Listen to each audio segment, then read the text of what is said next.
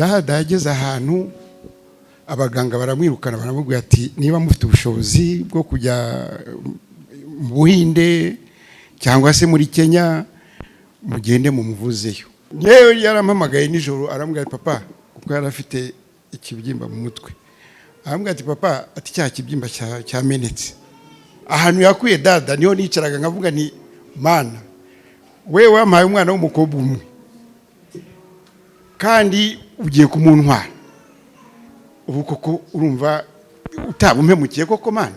Urumva ko isezerano dada yarigiranye n'Imana kuva kera bituwe n'iki n'aya magambo nigeze kwatura yuko nshaka yuko hari umwana wanjye uzakorera Imana. Ndashima Imana rero ko yanyumvise aho nashakiraga muri basaza be siko byagenze.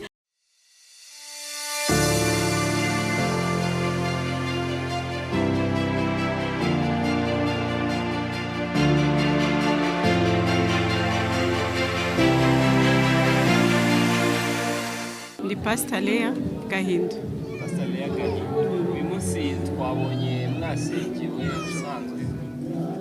ubusanzwe murimo hehe muri aho nakuriye aho nshumbye nshumbye ministeri ukuri Goshen ministry ikorera hagana he kugira ngo ikorera hano turi Nyamirambo imbere y'urukiko rwa gisirikare muri salle polyvalente umubyeyi w'amahoro. Pastor dada uhawe inshingano nshyashya mu itorero uyu munsi niki kigiye guhinduka kuri wowe? Izi nshingano ni inshingano Imana iha umuntu ataramurema. Yabwiye Yeremiya ngo nakumenye kera utaraba urusoro ngo ndakweza mwezereza ko umuhanuzi uzahanurira amahanga. So rero ikintu Imana iduhamagarira ni ikintu iduha tutarabaho. Uyu munsi rero ngira ngo nukubimurikira mwebwe ku mugaragaro abari bari hano cyangwa isi, ariko Imana yo ari isanzwe yarampamagaye. So nagishya rero uko nayikoreraga n'ubundi niko nzakomeza kuyikorera. Gusa birumvikana ko ubushumba ni ikintu kitoroshye, ni umuhamagaro utoroshye, ni inshingano zitoroshye. Ikigomba guhinduka cyo nubwo umuntu wese ugomba gukorera Imana bagomba kuba hari indangagaciro zimuranga, ariko ubushumba bwo ni ikindi. Ikigomba guhinduka byo sinavuga ngo ni iki, Imana nibiza ariko kirahari. Kuko uko wongerewe inshingano, uko uzamuriwe inshingano, niko n'ubuzima bwawe buhinduka, ibitekerezo. Mu buhamya watanze cyangwa se muri testimony watanze wagiye ugaruka ku buzima bwawe busharire wagiye ucamo. Uyu munsi unashimira Imana kuba yafite byinshi yaba yarakurinze, cyane cyane ko wanarwaye igihe kirenga umwaka uri mu bitaro. Uyu munsi mu bantu bitwa ko bari inshuti zawe cyangwa babandi mwajyaga mugendana, naho umuntu cyari kumwe cyangwa bamwe wabasizaho wari uri muri icyo gihe?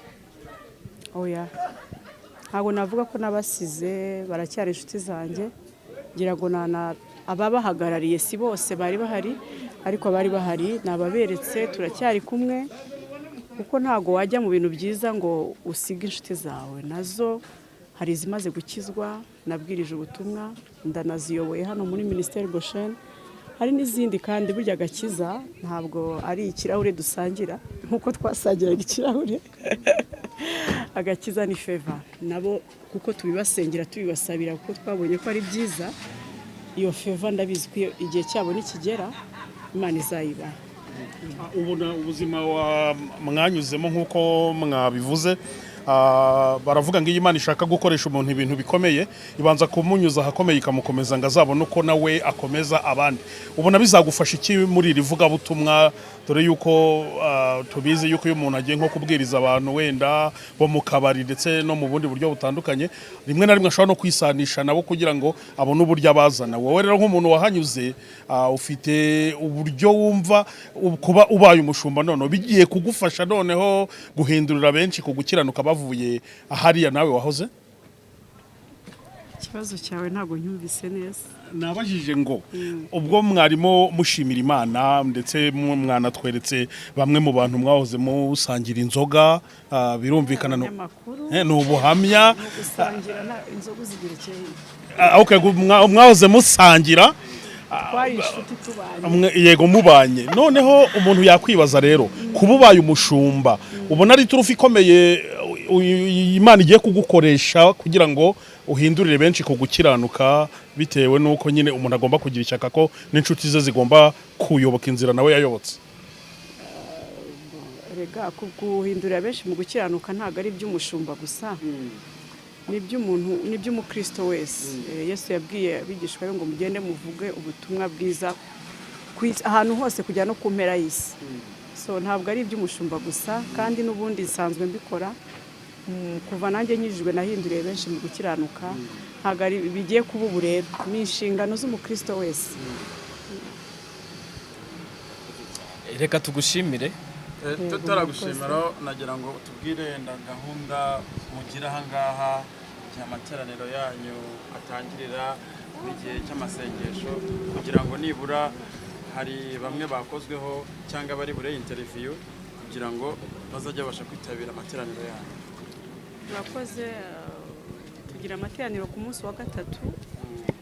First of all, iyi ni ministeri, ntabwo ari itorero. Ministeri ihuriramo abantu bose, buri wese ahawe ikaze. Ntabwo turi abanyedini, oya, twemera Imana Data, Umwana n'Umwuka Wera, turaba Kristo, tujya mu ijuru. Umuntu wese kuri twe ntabwo ahejwe. Dusenga ku munsi wa gatatu, kuva 3:30 kugera 12:00. icyo nayisabye yarakimpaye, mumere Imana amashyi. Ndanezerewe cyane kubw'uyu munsi. Ni byinshi umuntu yavuga, ariko nzagenda mbivuga no ku itorero ryanjye aho nsengera nabivuga. Mfite byinshi mu mutima wanjye, mfite n'ishimwe rikomeye. Nshimiye Imana cyane. Mu minsi ishize mu kwezi kwa 7 kwa 8 kwa 8 kwa 9 Satani yaragiye kunyica, ariko ndashima Imana ko yabyanze kugira ngo mbone uyu munsi. Mumere Imana rero amashyi. Ndashimiye cyane kw'icyo nayisabye ikimpaye. Reka twongere dukomere Imana amashyi menshi kuri mubyeyi. Reka twumve na papa iminota mike. Yesu ashimwe. Amen. Ngewe mu by'ukuri sinabona ikindi navuga kirenze mu byo madame avuze, ariko yewe ikintu kira hejuru no gushima Imana. Amen. Kuko dada yageze ahantu abaganga baramwirukana, baramubwira ati niba mufite ubushobozi bwo kujya mu Buhinde cyangwa se muri Kenya mugende mumuvuzeyo. Dada yaramaze hafi umwaka wose mu bitaro hano muri CHK. Turagenda dufata umwana wacu turataha, ariko dusenga buri munsi, buri mu joro. None Imana yakoze ibitangaza. Ngewe yarampamagaye nijoro arambwira papa, kuko yarafite ikibyimba mu mutwe. Arambwira ati papa, ati cya kibyimba cyamenetse. Nicara hasi ndapfukama, nshima Imana pe. Rero muri makeya hari byinshi madamu yavuze, ngiye ni byinshi kuko nta bindi nabona narenzaho uretse gushima Imana. Gushima Imana kuba uyu munsi ugeze nkuko yahoze avuga. Twarasengaga, twajyaga no mu Pentecote mu gitondo muri twibature, tukajya gusenga, tukavayo tukajya ku kazi, nimugoroba tugaca mu kiliziya cy'abakatolike tugasenga. Twahoraga mu masengesho, ariko rero Imana yarabitweretse. Ahantu yakuye dada niho nicaraga nkavuga ni Mana, wewe wampaye umwana w'umukobwa umwe kandi ugiye kumuntwara. Ubu koko urumva utabumpemukiye koko Mana? N'amasengesho twasenze, urumva ko Imana ni nyirimpuhwe, irambabarira, umwana arakira kugeza iyi saha. None rero nanjye ndashimira abageze ahangaha bose kuza kwizihiza uyu munsi mukuru kuri jyewe wa dada. Sinzi, Imana ibahe umugisha gusa. Rero murakoze, Imana ikomeze ibahe umugisha. Yego. Kandi tuzakomeze tugendane nawe, ni Imana izabidufashemo, n'umwana wanjye Imana izabimufashemo inshingano yahawe. Imana iguhe umugisha rwose. murakoze. Reka twongere umubyeyi tumukomera amashyi menshi.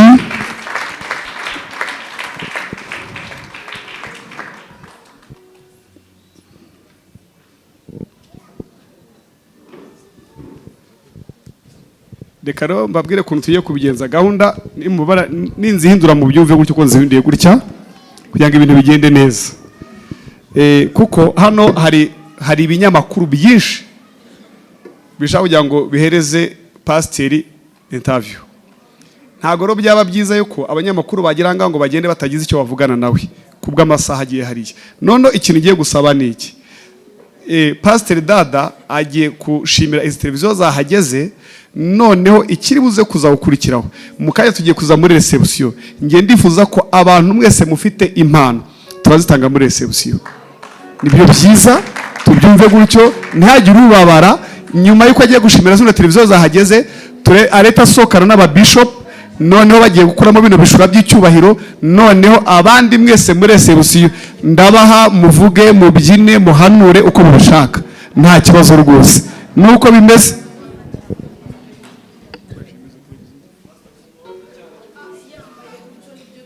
Oya, kirazira ntibijya bibaho. Uyu mwambaro ufite ahantu ukorwa, ntabwo ushobora kuza muri reception, ntibishoboka. Reka rero Dada, Pasiteri Dada ashimira amateleviziyo. Niturangiza ndahita nsaba ababishop mugihagaze hano, Pasiteri Dada n'ababishop mwongere abaprotokole ba protokole babajyane muri office bajya kokuramo imyambaro y'icyubahiro. Noneho abandi twese impano dufite turazitangira muri reception. Reka rero Dada ushimire izo televiziyo duhite dusohoka.